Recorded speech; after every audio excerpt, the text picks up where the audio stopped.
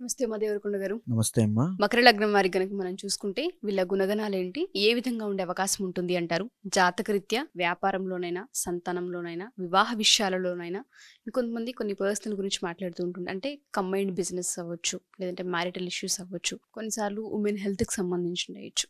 జాతకరీత్యా ఏ విధంగా ఉంటుంది వీళ్ళకి? చూసేటువంటి ప్రేక్షకులందరికీ కూడా ముందుగా రాశి, నక్షత్రము, లగ్నము అనేటువంటి వివరణ ఒక్కసారి ఇస్తే అర్థమవుతుందండి. రాశి అనేటువంటిది మీ జన్మ జాతకంలో ఉండేటువంటి చంద్రుడి యొక్క సంచారం ఆధారంగా నిర్ణయించబడుతుంది. ఈ లగ్నం అనేటువంటిది మీ జన్మ సమయము ఆధారంగా సూర్య ప్రమాణాన్ని అనుసరించి ఈ లగ్నము, జన్మ లగ్నము నిర్ణయించబడుతుంది. ఈ జన్మ లగ్నం ద్వారానే మీ యొక్క జన్మ జాతకము అసలైన ప్రొడిక్షన్స్ అన్ని బయటకొస్తాయి. సో, మీ జాతకం లేకపోయినా, మీ డేట్ ఆఫ్ బర్త్ లేకపోయినా, మీ పుట్టిన సమయం లేకపోయినా, మీ లగ్నము ఆధారంగా మీ యొక్క జీవితం బ్లూ ప్రింట్‌ని చెప్పొచ్చు. అంచనా వేయొచ్చు.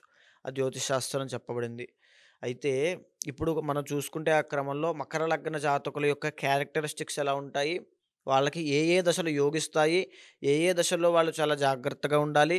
అదే విధంగా ఏ ఏ మార్గాల్లో వెళ్తే చాలా మంచిది అని చూస్తే మకర లగ్నానికి అధిపతి శని అవుతాడండి.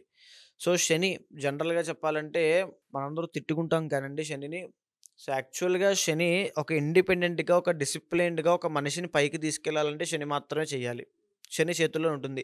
ఈ మనిషి ఎందుకు పనికిరాడు అనేటువంటి మనం ఎవరినైనా ఒక ఒక వ్యక్తిని నిర్ధారణ చేసామనుకోండి, ఆ వ్యక్తి జాతకంలో శని బాగున్నాడనుకోండి, తిరుగులేనటువంటి స్థాయికి వెళ్ళిపోతాడు. ఉదాహరణకి చిరంజీవి గారి జాతకాన్ని పైకి నిలబెట్టింది శని యొక్క మహాదశే.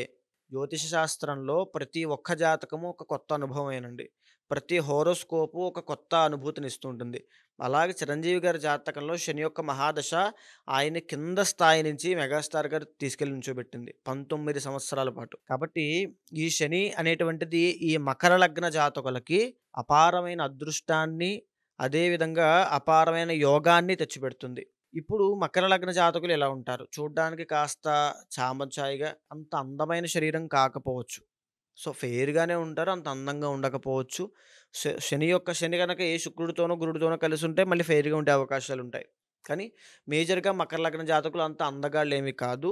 సో, నార్మల్‌గా ఉన్నప్పటికీ కూడా ముఖంలో వర్చస్సుంటుంది శని కాబట్టి. కష్టపడేటువంటి తత్వం అండి. ఒక బానిసలాగా, ఒక కూలివాడు ఎంత కష్టపడతారో ఆ జీవితం కోసం అంత కష్టపడతారు. ప్రతి నిమిషాన్ని వేస్ట్ చేయకుండా, ప్రతి నిమిషాన్ని, ప్రతి సెకండ్‌ని కౌంట్ చేసుకుంటూ, కష్టపడుతూ ఒక గోల్ పెట్టుకుంటారు. ఎందుకంటే శని అంటే ఒక డిటర్మినేషన్, ఒక డెడికేషన్, ఒక డిసిప్లిన్ ప్రతీది కూడా శనితోనే పోలుస్తామండి. మనం చిరంజీవి గారి జీవితంలో కూడా అదే చూడొచ్చు. ఒక డిటర్మినేషన్ అయినా, డెడికేషన్ అయినా, లేకపోతే ఆయన జీవితంలో ఆయన మీదకుండేటువంటి ఇదైనా అంటే ఫోకస్ అయినా ప్రతీది కూడా ఈ శని వల్ల వచ్చిందే. శని అంతటి ఫోకస్‌నిస్తాడండి ఎవ్వరికైనా సరే. హ్మ్. సో, మకర లగ్న జాతకులు నేను చెప్పేటువంటిదేంటంటే, మీకు దశమ స్థానం ఒరిజినల్ 10థ్ హౌస్ తుల అవుతుంది కాబట్టి, తుల అంటే ఏమిటండి? శుక్రుడికి అధిపతి. శుక్రుడు కళలకు అధిపతి. కళలు అంటే సినిమా రంగము, కళారంగము, నాటక రంగము, తర్వాత రైటింగ్ ఫీల్డ్ అవ్వచ్చు, మీడియా ఫీల్డ్ అవ్వచ్చు, సెంటర్ ఆఫ్ అట్రాక్షన్ అటువంటి ఏదైనా సరే, ఒక జర్నలిజం అవ్వచ్చు, లేకపోతే ఒక యాంకరింగ్ ఫీల్డ్ అవ్వచ్చు. అంటే ముఖానికి రంగు వేసుకునేటువంటి ఏ ఫీల్డ్ అయినా శుక్రుడికి సంబంధించిందే. అదేవిధంగా ఇంటీరియర్ డిజైనింగ్స్ క్రియేటివ్‌గా ఆలోచించేవి. ఇంటీరియర్ డిజైనింగ్స్ ఒక ఫిల్మ్‌ని తీసేటువంటి తీసి వెనకాల ఉండేటువంటి కాస్ట్ అండ్ క్రూలో పనిచేసేవాళ్ళు ప్రతి ఒక్కరు కూడా. అదే విధంగా ఒక luxury cars, luxury vehicles, luxury items, luxury cosmetics, beauty products, ఆడవాళ్ళకి సంబంధించిన పట్టు చీరల వ్యాపారం, పెద్ద పెద్ద షాపింగ్ మాల్స్, అదే విధంగా పెద్ద పెద్ద వ్యాపారములు ఇవన్నీ కూడా శుక్రుడికి సంకేతం అండి. వీళ్ళ జాతకంలో శుక్రుడు గనక బాగుంటే వీళ్ళని పట్టుకోవడం చాలా కష్టం. అపర కుబేరులైపోతారు వీళ్ళు. మకర లగ్న జాతకులు. వీళ్ళని ఆపడం చాలా కష్టమండి. వీళ్ళకి ఎంతమంది శత్రువులున్నా వీళ్ళని ఏమీ పీకలేరు. ఈ మాట వాస్తవము. శని అంటే వీళ్ళకి వీళ్ళే శత్రువు. వీళ్ళని మించిన శత్రువు బయట వాళ్ళు ఎవరు ఉండరు వీళ్ళకి. అంతటి జీవితం ఉంటుంది వీళ్ళకి. అంతటి కష్టాలు పడి చూసి వచ్చుంటారు. అన్నిట్లోనే ఆరి తేరిపోయి ఉంటారు చిన్నప్పటి నుంచి. వీళ్ళని పడగొట్టడం చాలా కష్టం ఒకసారి నిలబడ్డారంటే. అదే విధంగా శుక్రుడవుతాడు కాబట్టి శుక్రుడు కనుక జాతకంలో బావుంటే అపారమైన భోగ భాగ్యములుంటాయి. సుఖ సౌఖ్యాలుంటాయి. లగ్జరీ జీవితం ఉంటుంది. లావిష్ లైఫ్ ఉంటుంది. అసలు పర్ఫెక్ట్‌గా వీళ్ళు ప్లాన్ చేసుకుంటే జీవితాన్ని ఇంక వెనక్కి తిరిగి చూసుకోక్కర్లేదండి. అక్కడి నుంచి వీళ్ళ దగ్గర నుంచి అంటే మనకి పెద్దలు ఒక మాట చెప్తారండి. 7 తరాలకి వంశాన్ని ఉద్ధరించేవాడు ఒకడు పుడతాడని. అలాంటి వాడు కనుక ఈ మకర లగ్న జాతకంలో పుట్టాడా, ఒక శతాబ్దాన్నంతా ఏలేస్తాడు. ఆ రకమైనటువంటి యోగ జాతకము ఈ మకర లగ్న జాతకం అండి. అయితే ఇక సప్తమ స్థానము చంద్రుడవుతుంది కాబట్టి మ్యారీడ్ లైఫ్ కూడా చాలా బావుంటుంది. వీళ్ళకి మ్యారీడ్ లైఫ్‌లో కూడా ఎలాంటి ఇష్యూస్ ఉండవు. ఇకపోతే సిక్స్త్ అండ్ నైన్త్ లార్డ్ బుధుడవుతాడు కాబట్టి వ్యాపార రంగం కూడా చాలా అభివృద్ధి చెందుతుంది. అంటే మకర లగ్న జాతకులకు ఇంచుమించుగా పేరు పెట్టడానికి ఏమీ లేవండి. ఎందుకనంటే ప్రతి గ్రహము వీళ్ళకి సాధారణంగా చూస్తే సక్సెస్ అవ్వడానికి అన్నీ మూల కారణం అవుతున్నాయి. బుధుడు భాగ్యాధిపతి అయ్యాడు. శుక్రుడు రాజయోగ కారకుడయ్యాడు. శని లగ్నాధిపతి అయ్యాడు. సో, ఇక్కడ మేజర్ గ్రహాలన్నీ కూడా బావున్నాయి. ఇకపోతే థర్డ్ అండ్ 12థ్ లార్డ్ గురుడవుతాడు కాబట్టి విదేశీ బిజినెస్‌లు గాని, విదేశీ వ్యాపారం చేస్తే మాత్రం నష్టపోతారు. ఓకే. ఆ ఒక్క విషయంలో చూసుకోండి. తరువాత చేతి వృత్తి వ్యాపారం. నేను చెప్తున్నాను కదండీ! మకర లగ్న జాతకులు చేతి వృత్తి వ్యాపారం అంటే చిన్న స్థాయి చిరు వ్యాపారులు అని అర్థం. మేజర్‌గా ఇదే వస్తుంది. కాబట్టి మకర లగ్న జాతకులు ఎవ్వరైనా సరే మేము చిన్నగా బ్రతకాలి, చిన్న చిన్న వ్యాపారం చేసుకోవాలి, మాకు రోజుకో రూ. 1000 వస్తే చాలు అని ఆలోచించుకున్నారంటే మీ జీవితం అంతే. పైకి ఎదగడం చాలా కష్టం. మీరు చాలా పెద్దగా ఆలోచించండి. చాలా పెద్దగా ఆలోచించండి. ఏమీ పర్వాలేదు. మీరు ఎంత పెద్దగా ఆలోచిస్తే అంత పెద్దగా వెళ్తారు. రిస్క్ తీసుకోండి జీవితంలో. మకర లగ్న జాతకులు టాప్ మోస్ట్ ఇంకా టాప్‌లో నుంచునేది ఎవరంటే మకర లగ్న జాతకులు. ఒక టాప్ 10 పర్సనాలిటీస్ అని మనం కొడితే ఎవరివైతే వస్తాయో అందులో ఖచ్చితంగా మకర లగ్న జాతకులవి ఎక్కువుంటాయండి. ఓకే. ఆ రకంగా వీళ్ళ యొక్క జీవితం అని ఉంటుంది.